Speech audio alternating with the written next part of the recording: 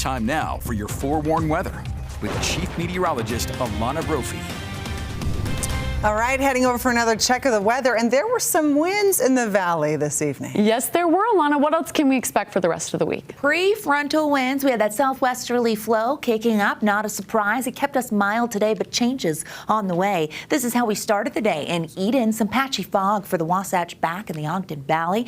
Down south, gorgeous shot from the Virgin River. Look at the reflection of the sunrise in the water. Thank you to Jerry for sending that our way. So throughout the state, we started the day, different circumstances, but it was a quiet day with high pressure in control. We know we've seen very active conditions in the Pacific Northwest with that atmospheric river. High pressure has dominated the scene, but now we get an approaching cold front that's going to change things up. It's knocking on the door and it's going to move through for the overnight. This is a weak storm. We're not expecting a tremendous amount of moisture from our Thursday storm, but we are going to set the stage for Friday, which brings the chance of some accumulating snow. Tibble Fork Reservoir, snow on the mountains. We're going to add to that with a series of disturbances, keeping us active and changing the weather pattern. Temperatures right now 40s, 50s in Salt Lake. We have that southerly flow. It really holds on tonight, still sitting at 54 degrees. 33 in Logan.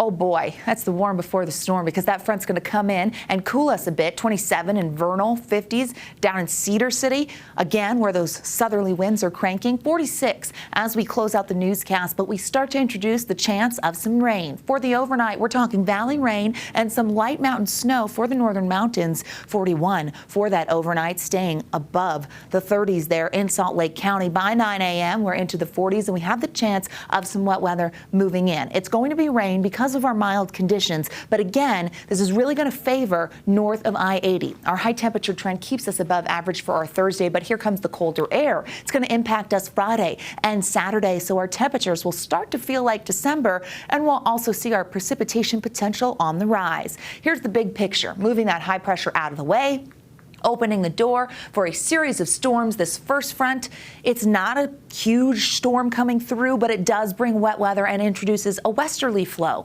followed by a stronger system that comes through on Friday, bringing northwest flow, cold air, and the potential for valley and mountain snowfall. We do see another piece of energy as we head into our Sunday that could bring some wet weather, which would not be a surprise because of the series of storms we're going to have moving through. High pressure eventually takes over as we head into next week.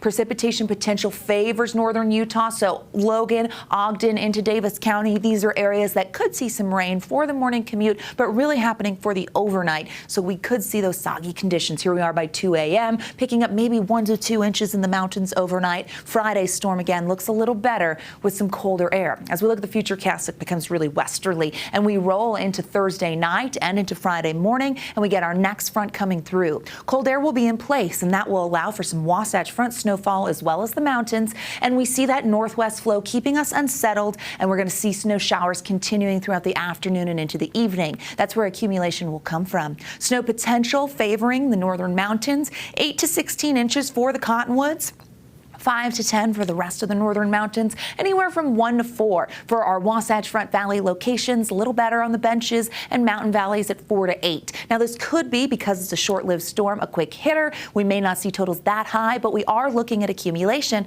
on the valley floor, and commutes could be impacted. So some different travel, especially since what we're considering throughout the beginning of the week. Those changes are here. 40s for tomorrow, dropping from the mid-50s, which we saw today. So that weak cold front knocking us down a few degrees when it comes to temperatures. A greater drop into Friday. 40s and 50s on the eastern side of the state, 60 in St. George. Here's a look at that Washington County 7-day. 60s turn to 50s and eventually 40s. A nice start to Hanukkah with a high of 60 in the south and partly cloudy skies. The Wasatch Front brings in the potential for some precipitation. Hello, wet weather.